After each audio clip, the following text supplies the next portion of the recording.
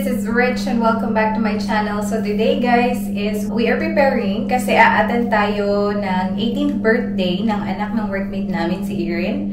So ngayon pa makeup na ako guys and Michelle is I think tapos na si Michelle so nagmamadali na ako. So I'm just gonna use this John Frieda na Frizz Ease na Perfect Finish Serum. Lagyan natin ng serum konti kasi napaka-dry. Tingnan ng buhok ko after shower. Ano naman yan. Especially sa ends.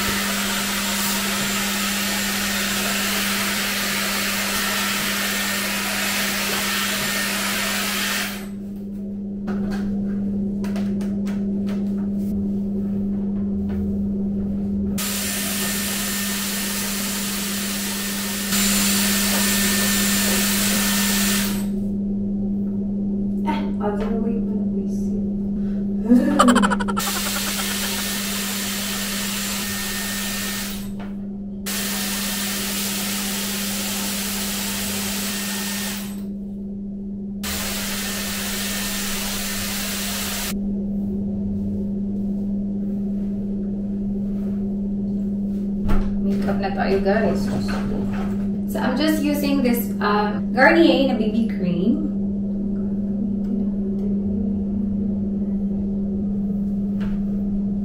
Talking about debuts guys, alam nyo ba, nung nag-debut ako guys, nasa Pilipinas pa lang ako noon obviously. Nakakatawa yun. Kung iisipin ko ngayon, nakakatawa yung experience ko. 5 kami sa family na mag-birthday ng March.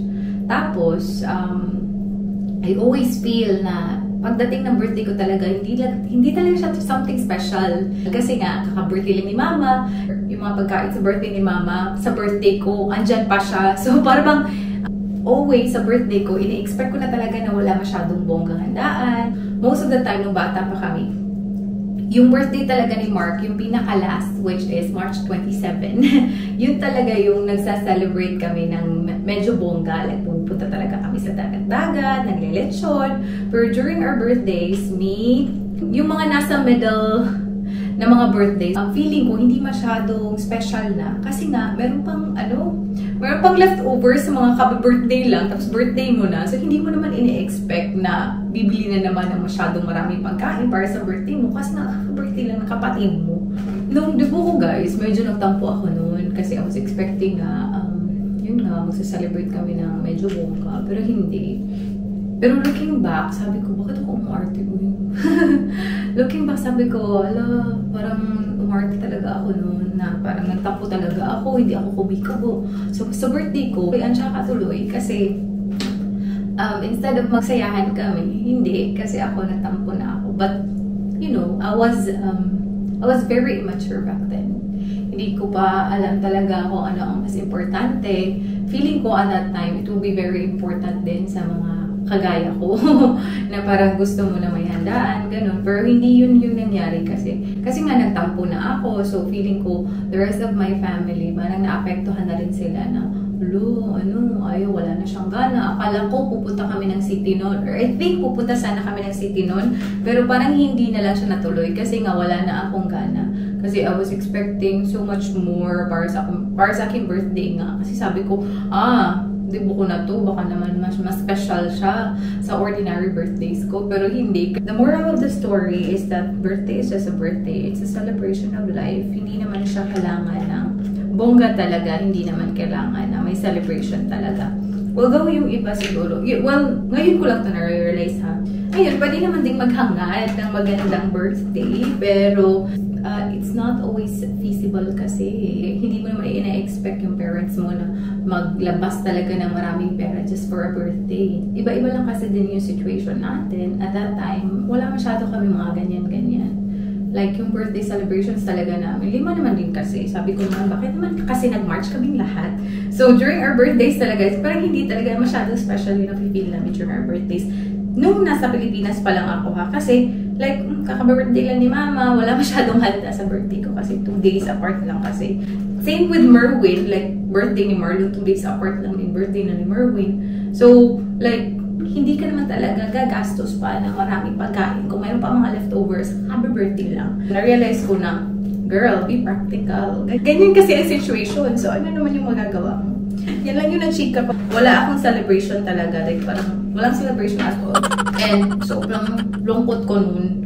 Pero ngayon, I realize na mas may importante pa pala ng mga bagay kaysa sa birthday ko. So, if ever may mga nararamdaman kayo dyan, mga hinanakit na hindi celebrate masyado yung birthday niyo, wag na. Realize nyo in the long run, it's not the most important thing. The most important thing is you're alive. And be grateful kasi andito ka pa sa world. Makeup muna ako dito, guys, kasi sa-thumbnail pa pala ako. Mga times talaga na akala natin wala na silang pakialam sa atin. Yung parents natin ba? Kasi hindi iniisip yung mga gusto natin. But now I realize na ang dami pa palang dapat isipin sa mundo. Na the world doesn't revolve around you. You have to think about other people. Good thing na-realize ko na yan siya. Kaya ngayon, ano na, malawak na yung pag-unawa ko sa mga ganyang bagay. Kasi napagdaanan ko siya. Gumuho talaga yung mundo ko na wala akong celebration. Pero, yun na. Although it's nice to have that siguro way back. Pero, ngayon na-realize ko na you can't have everything, girl. Hindi. You just have to be thankful na ang daming blessing.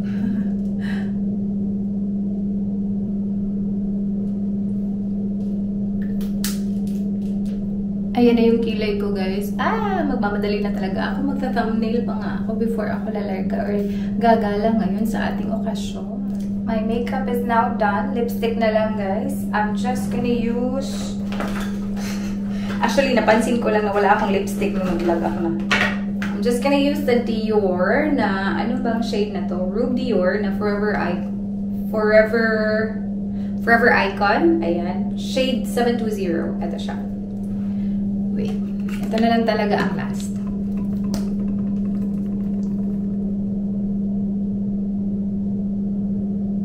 Ayan. Kunti lang.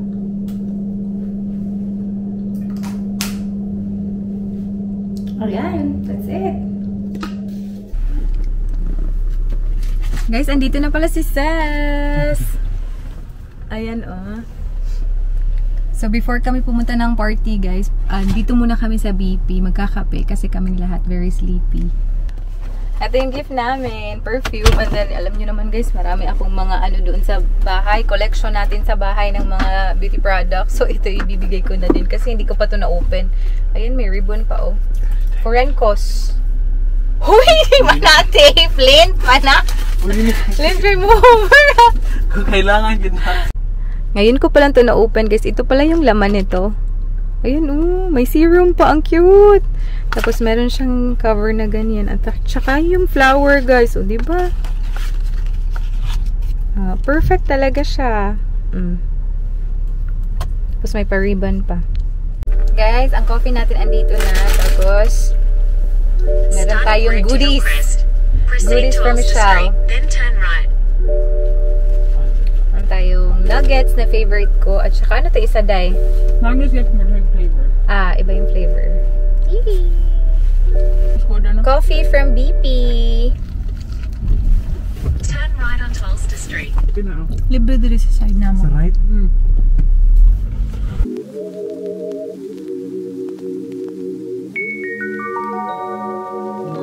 Take it away, feeling too good to me.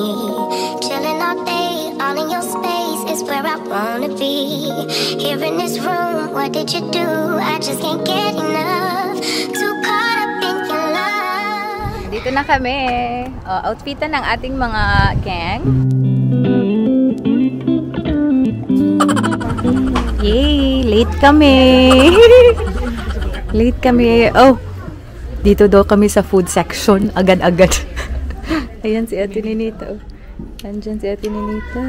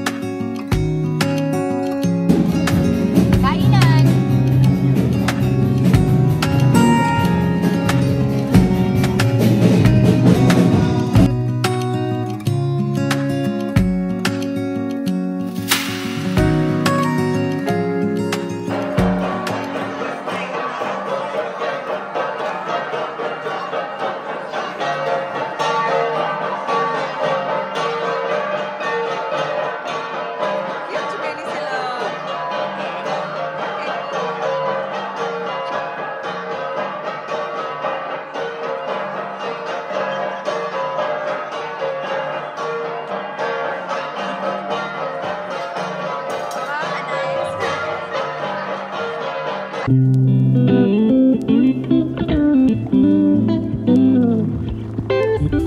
kami ng mga drinks, tequila.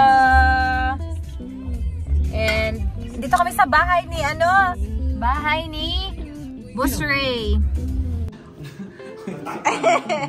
What's hindi pa bad?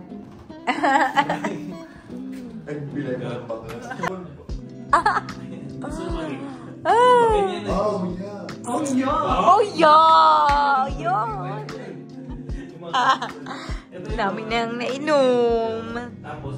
Tequila tapos beer. Guys, kanina pa tayo dito sa bahay ha, pero sobrang dry na yung contacts ko. Pero nag-inuman kasi tayo sa workmate namin na si Jeyus. So andun tayo sa bahay nila for like ang tagal namin doon kasi nga after party doon kami uminom. So nag-inuman kami tapos umuwi kami dito sa bahay, kumain kami. Nagkape pa ako, guys. Kasi talaga pinainom kami ng kape ni Ses.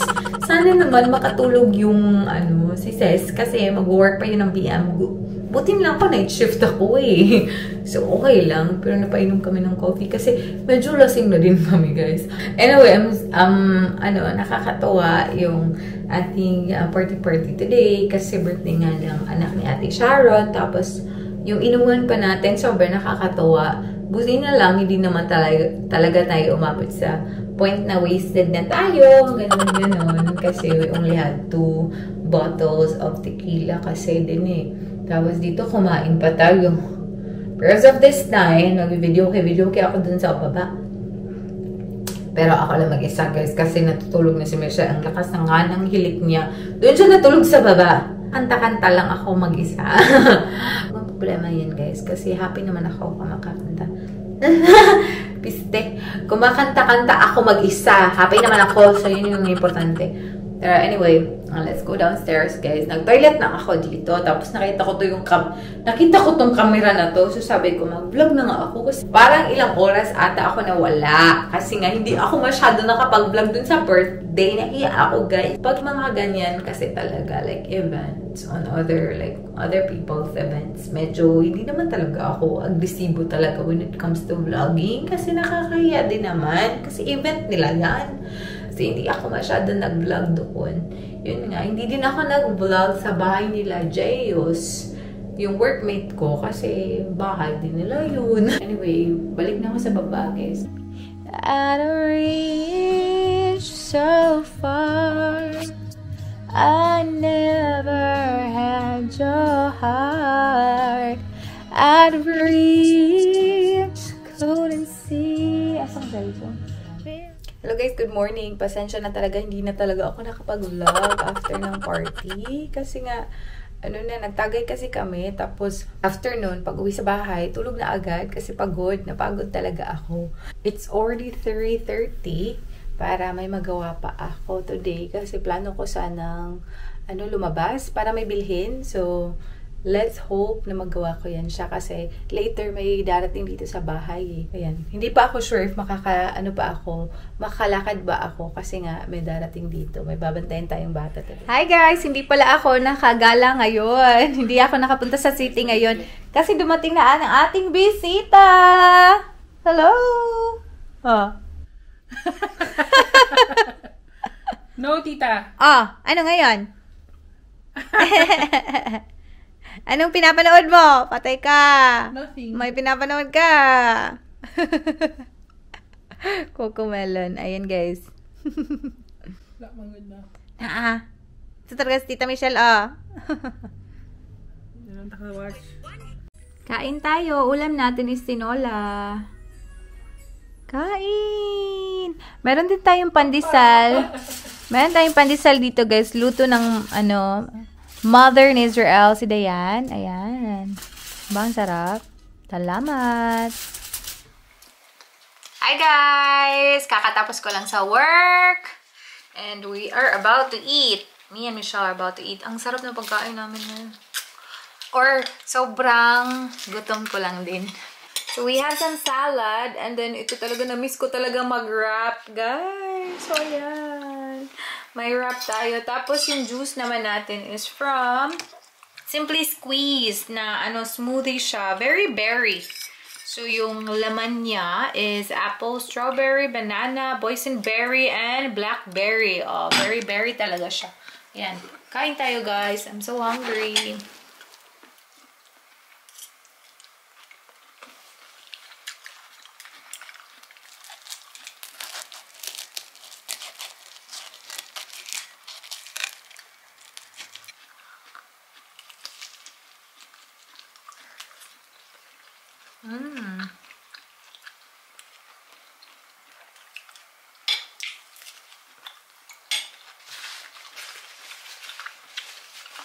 God, this is so yummy.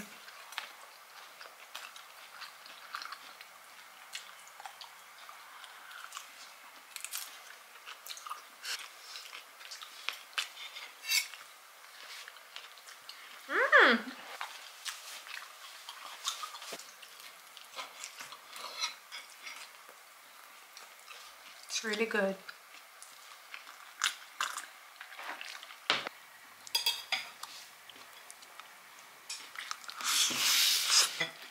Where's the creaminess?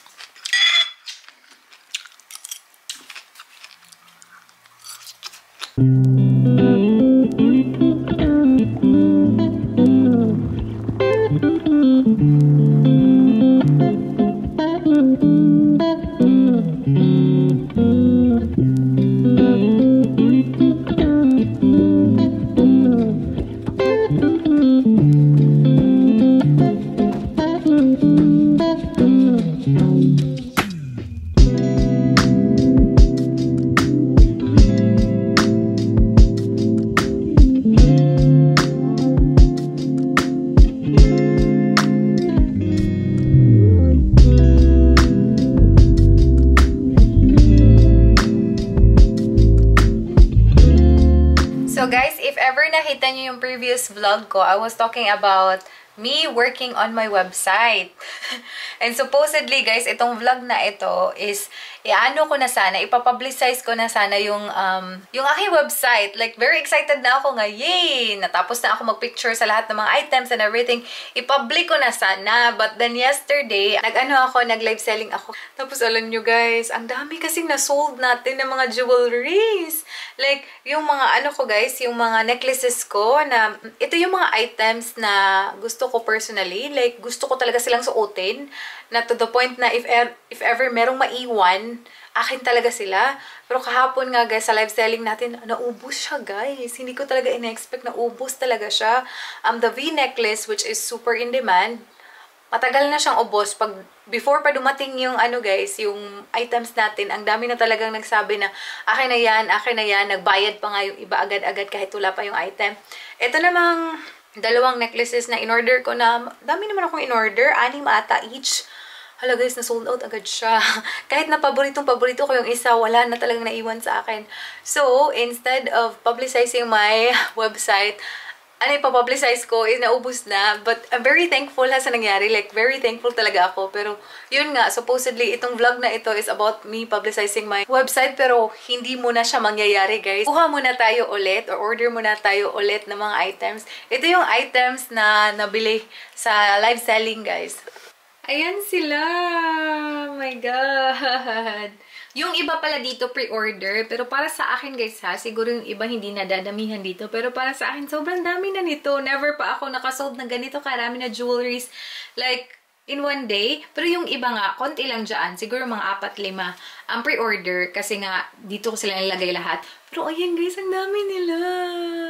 Ang dami talaga! Na-amaze talaga ako! Like, ito yung favorite ko, guys. Ang ganda nito. Ito din. Yung dalawa, gustong-gusto ko yan. As in. Ito pa. Ito, mga mini VCA. Ito, pre-order pala to. Ayan, oh. Pre-order yan. Pero ito, hindi pre-order yan. Ito, na-sold din siya kahapon. Amazing talaga, guys. Yung movie necklace natin. Ubus na talaga siya. Ayan! Sobrang dami. So, na-amaze ako. I'm very thankful talaga. Salamat talaga sa mga nag-mind sa akin, guys. Sumali sa akin sa live selling kahapon. Nag-offer na ako ng afterpay sa post ko pa lang sa aking page. Nag-offer na ako ng afterpay. So, yung iba nagbayad na nga after afterpay.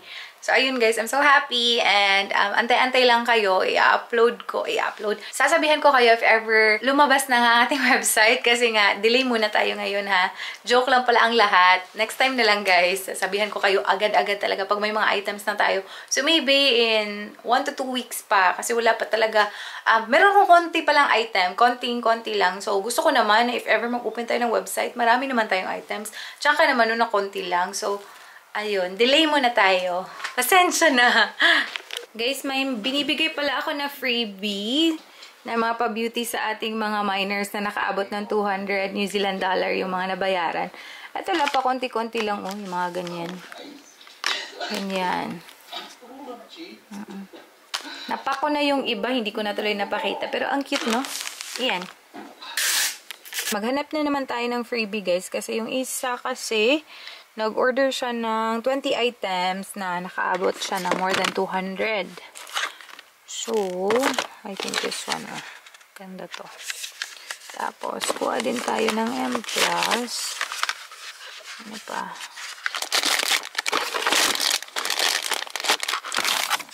Gusto mo glasses?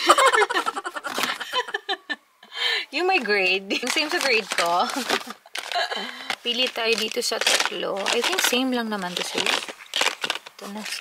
Ano, Fixcara ata to. Ayan. Skinny Curl Fixcara. Oh, brown. Brown sa'yo.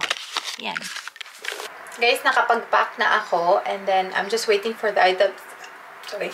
I'm just waiting for the items na ma-pick up siya today ng DHL at saka hopefully NZ Post. Alam niyo naman, may problema ako sa NZ Post. Kasi hindi nga pinick up yung mga items ko before.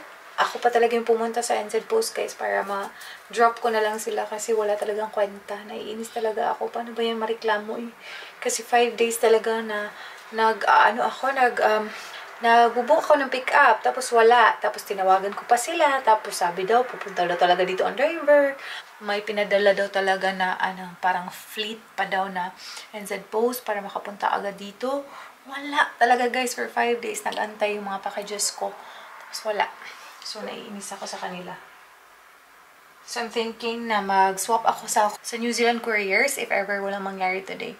Pero, nakakainis lang kasi parang 5 araw ka, nag-antay, tapos nagreklamo ka ng 3 times, tumawag ka sa kanila, tapos wala pa rin nangyari. Nakakaloka. Anyway, I'm just gonna wash my face, guys. I'm gonna be resting na kasi kagagaling ko lang kaya ng night shift. Kailangan ko na matulog kasi stress na talaga yung aking katawan. See ya!